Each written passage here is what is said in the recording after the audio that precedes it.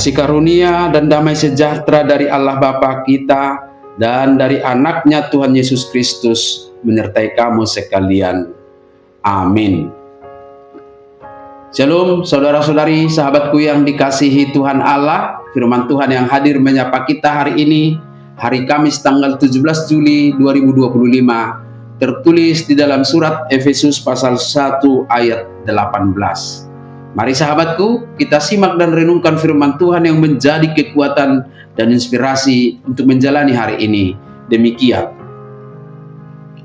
Dan supaya Ia menjadikan mata hatimu terang, agar kamu mengerti pengharapan apakah yang terkandung dalam panggilannya, betapa kayanya kemuliaan bagian yang ditentukannya bagi orang-orang kudus. Dipatiurma mata ni rohamuna, asa dibotohamu rumang ni arta sihirimon sian pajonai, rodi surung ni hasangapon, siteanon ni akka nabadiai. Demikian firman Tuhan. Sahabat renungan harian, saudara-saudariku di dalam nama Tuhan Yesus, kita dapat memahami sebuah implikasi atau makna tersirat dalam nas kita hari ini, bahwa Paulus ingin supaya orang-orang percaya mengerti pengharapan dalam panggilan Tuhan.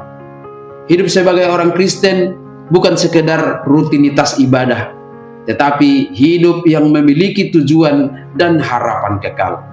Bukan untuk hal-hal yang biasa, tetapi untuk hidup yang menyatakan kemuliaan Allah. Lewat pengertian itu kita mengenal kekayaan kemuliaannya, yaitu keselamatan dan kehidupan bersama Tuhan Allah sampai selama-lamanya.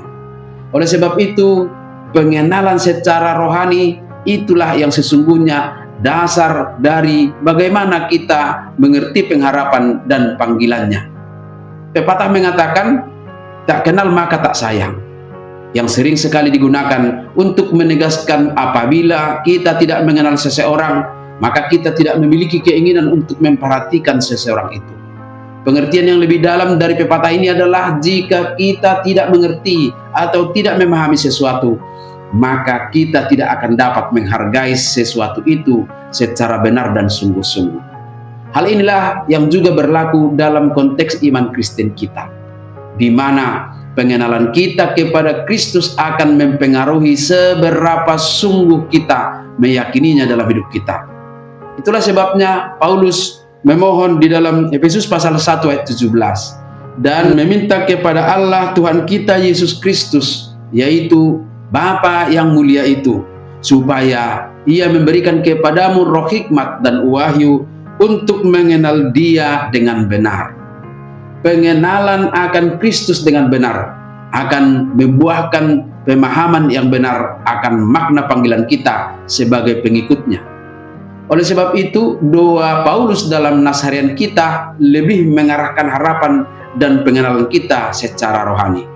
Hal ini sangat jelas dalam kalimat, supaya Ia menjadikan mata hatimu terang.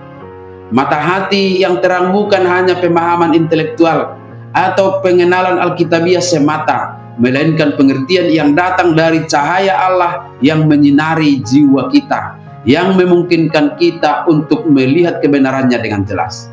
Dengan kata lain, pengenalan yang benar adalah motivasi bagi kita untuk tetap fokus kepada tujuan menjadi seorang pengikut Kristus sejati. Dan fokus itu akan nyata dalam cara kita merespon dan menghadapi pergumulan hidup, atau dalam hal melakukan perbuatan-perbuatan baik, atau juga dalam berbagai ujian kesetiaan hidup sebagaimana Tuhan kehendaki. Maka sahabatku semua, baiklah kita mengalihkan perhatian kita dari hal-hal lahiriah semata yang sering sekali kita jadikan sebagai ukuran keberhasilan iman kita. Tuhan sudah menganugerahkan mata hati yang terang kepada kita semua, yang akan menyadarkan kita bahwa pengharapan kita bukan lagi kepada keinginan dan ambisi manusia, melainkan kepada kehendak Tuhan Allah kita. Amin. Selamat beraktivitas, Tuhan memberkati.